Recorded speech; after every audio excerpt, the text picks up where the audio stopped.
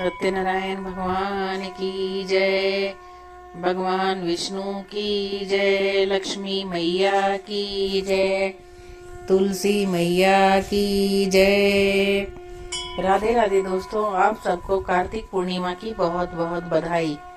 आज मैं आपके लिए लेकर आई हूँ कार्तिक पूर्णिमा की कथा, उसका महत्व और पूजा विधि। अगर आपको इसकी पूरी जानकारी चाहिए और इस कथा का पूरा फल प्राप्त करना है तो इस वीडियो के अंत तक बने रहें।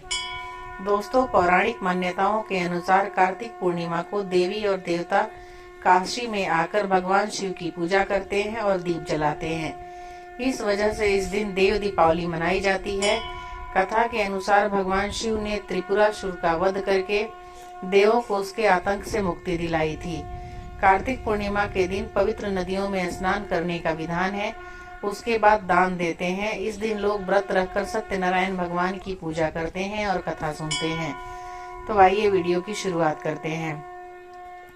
कार्तिक पूर्णिमा का पावन पर्व हर साल कार्तिक माह के शुक्ल पक्ष के पूर्णिमा तिथि को होता है। कार्तिक पूर्णिमा के दिन पवित्र नदियों में स्नान करने का विधान है। कार्तिक पूर्णिमा पर गंगा स्नान करने से अक्षय पुण्य मिलता है और व्यक्ति को पापों से मुक्ति मिलती है। इस दिन लोग व्रत रखकर सत्यनारायण भगवान की पूजा करते हैं। इस अवसर पर भगवान शिव की पूजा का भी विधान है। कार्तिक पूर्णिमा को त्रिपुरारी पूर्णिमा भी कहते हैं। इस दिन देव दीपावली भी मनाते हैं। पूर्णिमा की रात चंद्रमा की पूजा करते हैं और अर्घ्य देते हैं। इस साल कार्तिक शुक्ल पूर्णिमा तिथि 15 नवंबर शुक्रवार को सुबह 6:19 पर शुरू हो रही है। यह तिथि 16 नवंबर दिन शनिवार को तड़के 2:58 पर खत्म होगी। ऐसे में उदया तिथि के आधार पर कार्तिक पूर्णिमा 15 नवंबर शुक्रवार को है। इस कार्तिक पूर्णिमा को स्नान के बाद आप अन्न, वस्त्र, फल आदि का दान कर सकते हैं। यदि आपको चंद्रमा के शुभ फलों की प्राप्ति करनी है तो आपको कार्तिक पूर्णिमा को चावल, दूध, शक्कर, चांदी, सफेद वस्त्र, सफेद मोती, सफेद चंदन आदि का दान करना चाहिए। पौराणिक मान्यताओं के अनुसार इस दिन देवी और देवता काशी में आकर भगवान शिव की पूजा करते हैं और दीप जलाते हैं।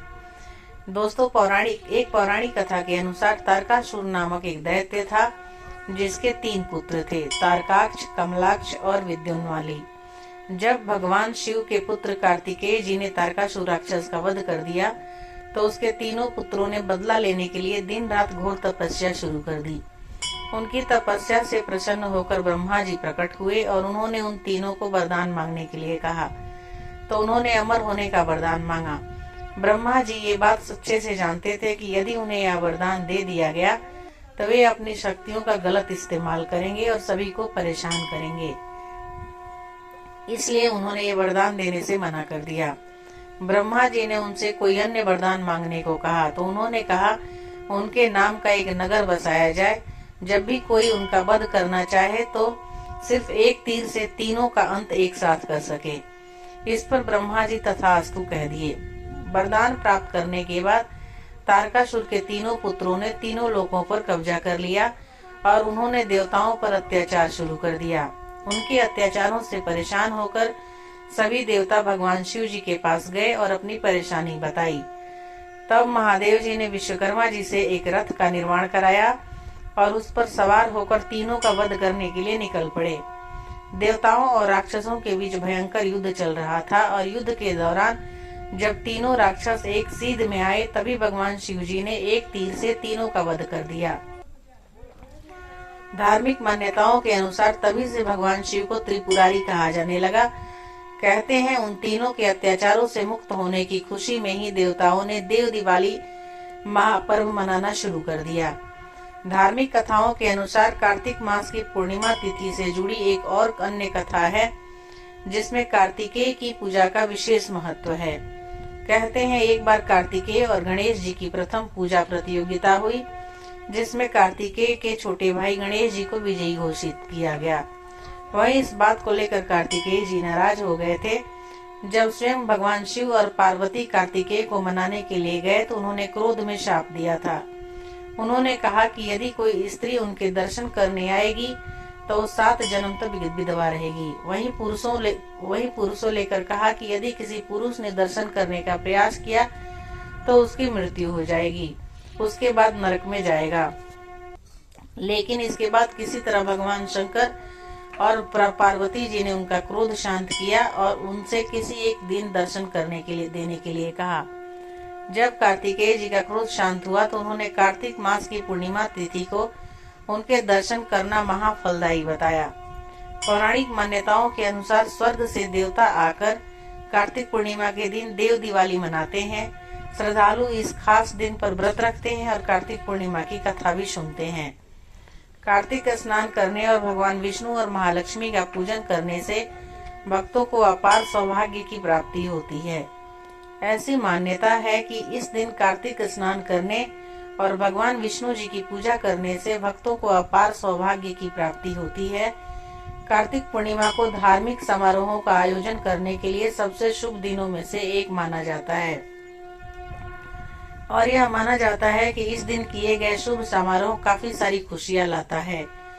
यह भी माना जाता है कि कार्तिक माह के दौरान कार्तिक स्नान 100 अश्वमेध यज्ञ करने के बराबर है। भगवान विष्णु और भगवान शिव के भक्त कार्तिक पूर्णिमा के दिन उपवास करते हैं और सुबह जल्दी स्नान करके और कार्तिक पूर्णिमा व्रत की कथा पढ़कर या सुनकर अपने दिन को प्रारंभ करते हैं। कार्तिक पूर्णिमा को वृंदा की जयंती के रूप में भी मनाया जाता है, जिसे तुलसी के पौधे का मानवीय रूप माना जाता है। यह दिन भगवान विष्णु के मछली के रूप वाले अवतार मत्स्य के जन्मदिन का भी प्रतीक माना जाता है। ऐसा माना जाता है कि भगवान शिव के पुत्र कार्तिकेय का जन्म भी इसी दिन हुआ था। कार्तिक माह के अंतिम 5 दिनों को सबसे पवित्र दिन माना गया है और भक्त दिन में केवल एक बार दोपहर में भोजन करते हैं, जिसे हविसा के नाम से जाना जाता है। हिंदू धर्म ग्रंथों में यह सही कहा गया है कि कार्तिक पूर्णिमा व्रत और पूजा अर्चना धर्म, कर्म और मोक्ष का मार्ग प्रदान करती है। कार्तिक पूर्णिमा के दिन तीर्थों स्थानों पर पवित्र स्नान करना, जिसे सूर्योदय और चंद्रमा के समय कार्तिक स्नान के रूप में माना जाता है, इसे अत्यधिक पवित्र माना गया है। भगवान विष्णु की पूजा फल, दिए, फूल और अगरबत्ती से की जाती है। इस दिन भक्त आम तौर पर उपवास रखते हैं और रुद्राभिषेक करने के बाद सत्यनारायण व्रत कथा का पाठ करते हैं। कार्तिक पूर्णिमा भगवान विष्णु और देवी वृंदा के विवाह समारोह का भी प्रतीक है और इस उत्सव को मनाने के लिए कार्तिक पूर्णिमा मेले का आयोजन पुष्कर में किया जाता है, जिसे कार्तिक माह के दौरान पुष्कर मेले के रूप में जाना जाता है। इस मेले का समापन कार्तिक पूर्णिमा के दिन श्रद्धालुओं के मोक्ष पाने के लिए पुष्कर झील की पवित्र डुबकी लगाने के बाद होता है। इस दिन लोग अपने घरों को सजाकर श्री हरि विष्णु और माता लक्ष्मी का पूजन करके उनकी विशेष कृपा प्राप्त करते हैं तथा घर के मुख्य द्वार पर हल्दी मिश्रित जल डालकर हल्दी से स्वास्तिक बनाने की परंपरा है। माना जाता है कि ऐसा करने से माँ लक्ष्मी घर में प्रवेश करके धन धान्य का आशीर्वाद प्रदान करती है। दोस्तों, कार्तिक पूर्णिमा के दिन सुबह उठकर ब्रह्म मुहूर्त में स्नान करें। अगर आसपास में गंगा नदी मौजूद है तो वहीं स्नान करें, अगर नहीं है तो गंगा जल में जल मिलाकर स्नान करें। भगवान श्री विष्णु का पूजन करें। सुबह के वक्त मिट्टी के दिए में घी या तेल का दीपक डालकर दीपदान करें। इस दिन घर में हवन कराएं अथवा पूजन करें। घी, अन्न या खाने की कोई भी वस्तु दान करें। शाम को किसी भी मंदिर में दीपदान करें।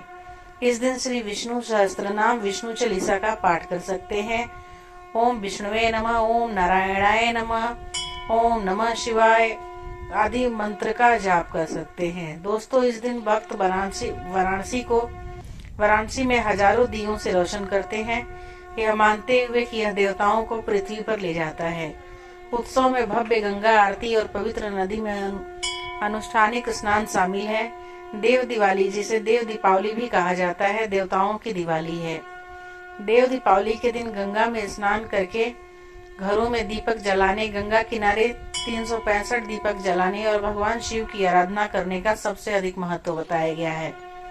पौराणिक कथाओं के अनुसार देव दिवाली के पूर्व को भगवान शिव का जन्म दिवस मनाया जाता है, जिसे विधि विधान से मनाने पर विशेष फलों की प्राप्ति, सभी दुखों से छुटकारा और भगवान शिव की कृपा दृष्टि बनी रहती है।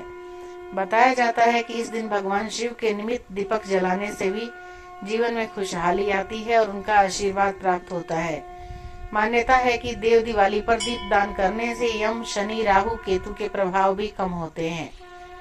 तो दोस्तों, कार्तिक पूर्णिमा की कथा, उसका महत्व और पूजा विधि आपको कैसी लगी मुझे कमेंट करके जरूर बताइएगा।